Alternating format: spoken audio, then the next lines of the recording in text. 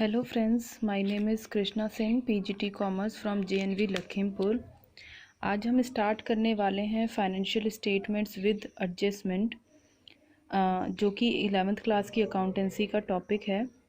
तो स्टार्ट करते हैं। यहाँ पर सबसे पहली एडजस्टमेंट, जैसे कि अगर मैं समझूं आपको कि आपने जो है वो फाइनेंशियल स्टेटमेंट्स जो हैं वो बनानी सीख ली हैं विदाउट एनी एडजस्टमेंट्स। अगर आपने वो सीख ली हैं कि आपकी जो डिफरेंट आइटम्स होती हैं, अगर वो ट्रायल बैलेंस के अंदर गिवन है तो आप उनको कहाँ कहाँ पोस्ट करते हैं। ट्रायल बैलेंस से ट्रेडिंग अकाउंट में, प्रॉफिट एंड लॉस अकाउंट में, एंड बैलेंस शीट में। एंड फाइनली अगर आपकी बैलेंस शीट टैली करती है तो फिर आपका जो है वो फाइनेंशियल स्टेटमेंट्स जो है वो ट्रू एंड फेयर व्यू देते हैं, एक तरीके से कि आपकी जो एक्यूरेसी है वो मेंटेन्ड है थ्रू आउट द ईयर। आपने सारी की सारी डिफरेंट आइटम्स जो है ट्रायल बैलेंस में गिवन होती हैं, तो उसको कहाँ कहाँ पोस्ट करना है ये ऑलरेडी सीख लिया है।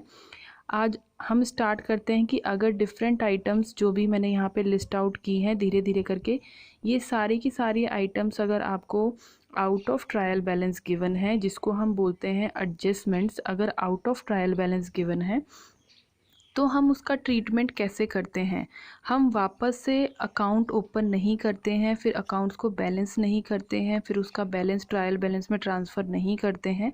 हम डायरेक्टली एक एडजस्टमेंट एंट्री पास करते हैं और उसका जो इफ़ेक्ट जो हमारी 3 स्टेटमेंट्स होती हैं, profit and loss account, trading account and balance sheet, उसमें उसका ट्रीटमेंट हम सेम टाइम पे कर देते हैं। तो सबसे पहला आइटम, आई थिंक आपने पहले क्लोजिंग स्टॉक ऑलरेडी पढ़ा हुआ है कि most of the time closing stock आपको आउट ऑफ ट्रायल बैलेंस ही गिवन होता है, बिकॉज क्लोजिंग स्टॉक की जो वैल्यू है वो हम एस्टिमेट करते हैं at the end of the year. तो क्लोजिंग स्टॉक अगर out of the trial balance given है, बच्चे यहाँ पर ध्यान देंगे, ये सारी की सारी आइटम्स की ट्रीटमेंट फाइनल अकाउंट में जब होंगी, जब ये सारी की सारी आइटम्स जो हैं वो आपको out of trial balance given है। अगर वो इनसाइड ट्रायल बैलेंस गिवन है तो उसका ट्रीटमेंट आप ऑलरेडी फाइनल स्टेटमेंट्स जब आपने बनाना शुरू किया था तो वो आप सीख चुके हैं। अब ये सारी की सारी आइटम्स अगर आपको out of trial balance given है तो आप उसका क्या ट्रीटमेंट करेंगे वो हम स्टार्ट करते हैं। तो सबसे पहले जो है वो क्लोजिंग स्टॉक है। क्लोजिंग स्टॉक की हम जर्नल एंट्री पास करते हैं, closing account debited to trading account. Closing stock जो बच गया है, स्टॉक जो हमने परचेजेस की थी थ्रू आउट द ईयर, वो अगर बच गई है, हमने इस साल यूटिलाइज नहीं की है, तो वो हमारा एक तरीके से एसेट माना जाता है और हम क्या करते हैं, उसे परचेज में से डिडक्ट ना करके ट्रेडिंग अकाउंट के क्रेडिट साइड पे लिख देते हैं। तो इसका इफ़ेक्ट अल्टीमेटली क्या होगा, हमें यहाँ पर इन इफ़ेक्ट्स पे ध्यान देना है कि वो अमाउंट जो क्लोजिंग स्टॉक का अमाउंट हमें out of trial balance given है, उसका ट्रीटमेंट जो है वो हम प्लस माइनस करके कैसे उसका अफेक्ट जो है वो फाइनेंशियल स्टेटमेंट में दिखाएंगे। तो हमें क्या करना है, सबसे पहले क्लोजिंग स्टॉक की वैल्यू, अगर वो मार्केट वैल्यू या फिर बुक वैल्यू गिवन है, दोनों में से जो कम होगी वो वैल्यू हम यहाँ पर ट्रेडिंग अकाउंट के क्रेडिट साइड पे लिखेंगे और सेम टाइम हम सेम अमाउंट जो है वो एसेट साइड पे लिखेंगे बैलेंस शीट के। जितनी भी आइटम आपको ट्रायल बैलेंस के बाहर गिवन है, हर एक आइटम का सेम अमाउंट, यानी जो अमाउंट आपने क्रेडिट साइड पे लिखा है ट्रेडिंग अकाउंट के, वही सेम अमाउंट आपने एसेट साइड पे लिखना है। क्लियर है।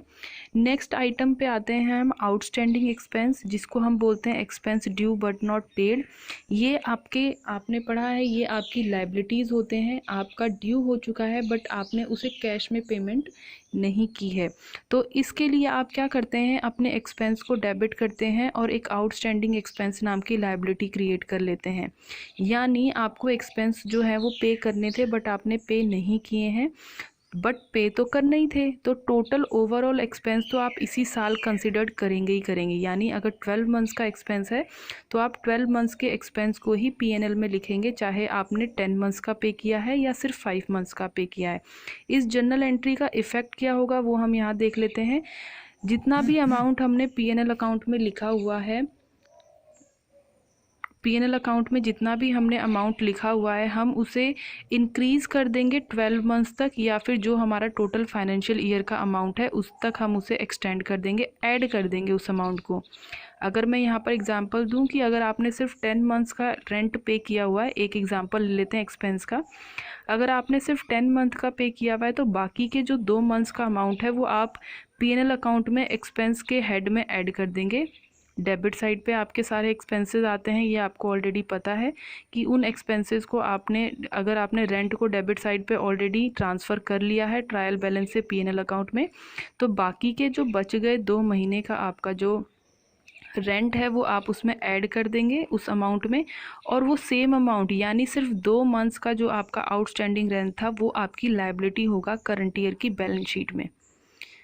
क्लियर है। नेक्स्ट आपका है प्रीपेड एक्सपेंस, यानी हम आउटस्टैंडिंग का उल्टा देखते हैं कि अगर कुछ कुछ एक्सपेंस हमारे ऐसे होते हैं कि हम उन्हें ऑलरेडी एडवांस में पे कर देते हैं, जिसको हम अनएक्सपायर्ड एक्सपेंस भी बोल सकते हैं या एक्सपेंस पेड इन एडवांस भी बोल सकते हैं।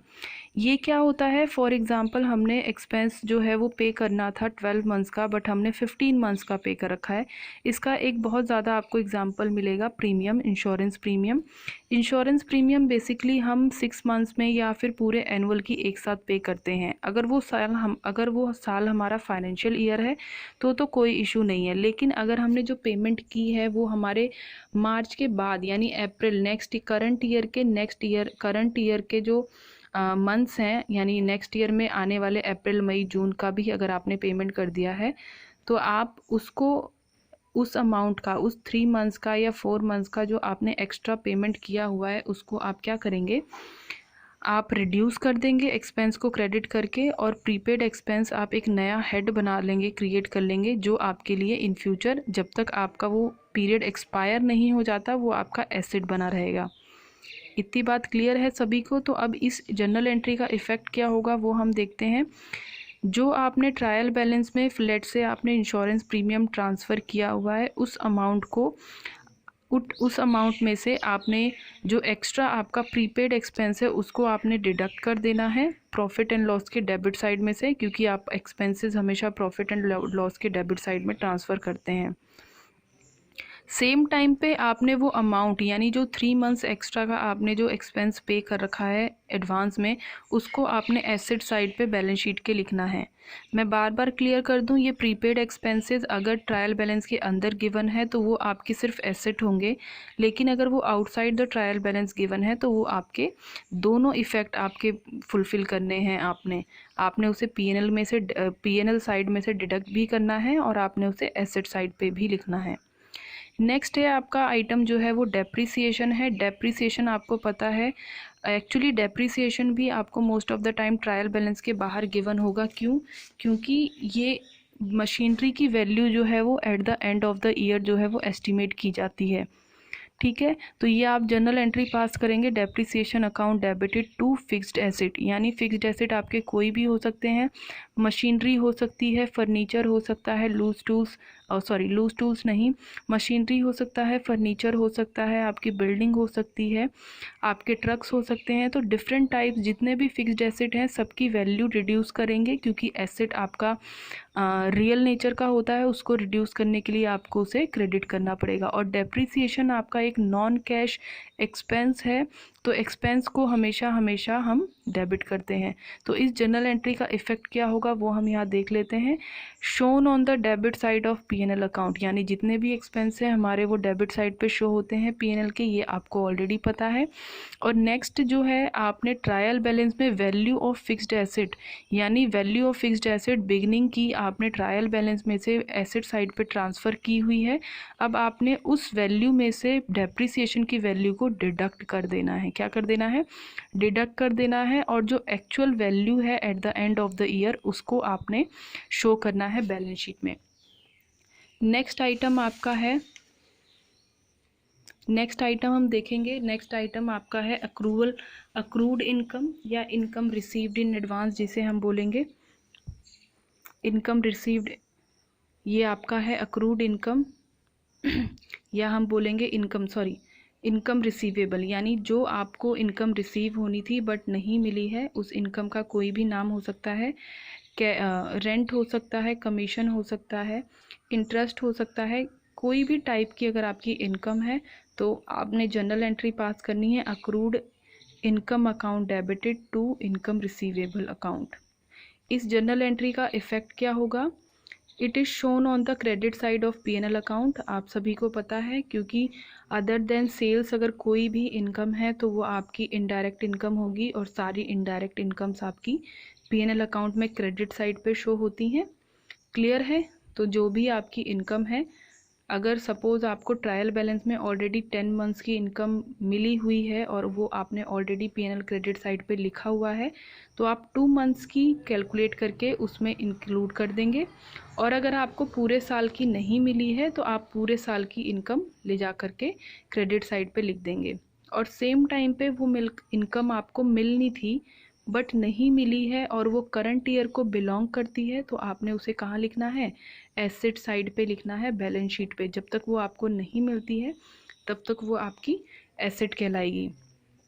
नेक्स्ट आइटम है आपका अनअर्न्ड इनकम और इनकम रिसीव्ड इन एडवांस, जिसको हम कह सकते हैं इनकम रिसीवेबल का उल्टा होता है।